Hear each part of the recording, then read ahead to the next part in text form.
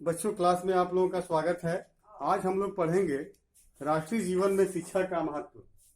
देखिए, शिक्षा का महत्व क्या है। शिक्षा का महत्व एवं आवश्यकता। शिक्षा की आवश्यकता क्यों पड़ती है, हमें क्यों शिक्षा ग्रहण करना चाहिए, उसका महत्व क्या है हमारे जीवन में। ये सारी चीजें आज मैं इसको बताने वाला हूं। देखिए, शिक्षा जो होती है बेटा, साध्य एवं साधन दोनों है।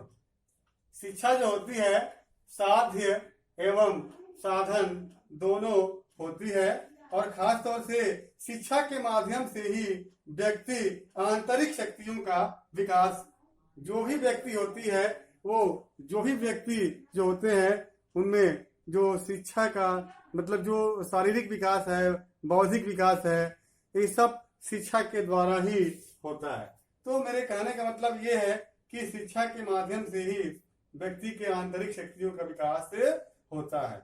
वह अपने पर्यावरण के साथ समायोजन करके विभिन्न परिस्थितियों को अपने अनुकूल बनाता है। और इस प्रकार आपको बता दें कि जिस प्रकार खदान से निकला हुआ संगमरमर का एक टुकड़ा पत्थर की तरह होता है, किंतु एक कलाकार के हाथ में पकड़कर एक आकर्षक स्वरूप ले लेता है, उसी प्रकार बालक की आंतरिक शक्तियां होती हैं, वो उसकी प्रतिमा तथा उसकी विशेषताएं शिक्षा के द्वारा ही विकसित होती है।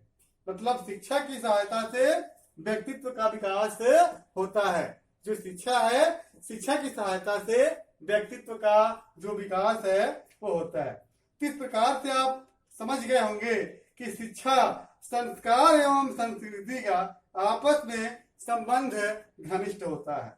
देखिए, शिक्षा के कार्य क्या क्या होते हैं। शिक्षा का जो पहला कार्य है बेटा, बालक के व्यक्तित्व का विकास।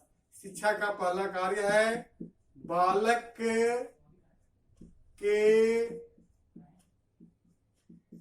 व्यक्तित्व का विकास। आपको पता होना चाहिए कि व्यक्तित्व एक जटिल अवधारणा है, बहुआयाम है। इसके अंतर्गत शारीरिक, मानसिक, भावात्मक, सामाजिक, आध्यात्मिक, चारित्रिक पक्ष होते हैं। बालक का शरीर, आकार, प्रकार, संवेदनशीलता, स्मरण, तर्क, विवेक, ये सारी चीजें जो होती हैं, ये शब्द जो होते हैं सभी मिलकर के व्यक्तित्व का बोध कराते हैं। तो खास तौर से शिक्षा के द्वारा ही व्यक्तित्व का विकास होता है। शिक्षा जो होती है बेटा, बालक की मूल प्रवृत्तियों का उन्नयन। बालक के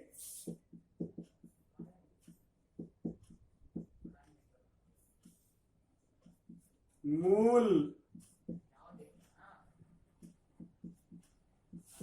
प्रवृत्तियों का उन्नयन। देखिए, आपको बताना पड़ेगा, बालक में 14 जन्मजात मूल प्रवृत्तियां होती हैं। जैसे जिज्ञासा, ये तो उत्साह, मतलब लड़ने की जो प्रवृत्ति होती है उसको युत्सा कहते हैं। पलायन, सामूहिकता, संग्रह, रचनात्मकता, भोजन की खोज, काम प्रवृत्ति, आत्मगौरव, आत्महीनता आदि।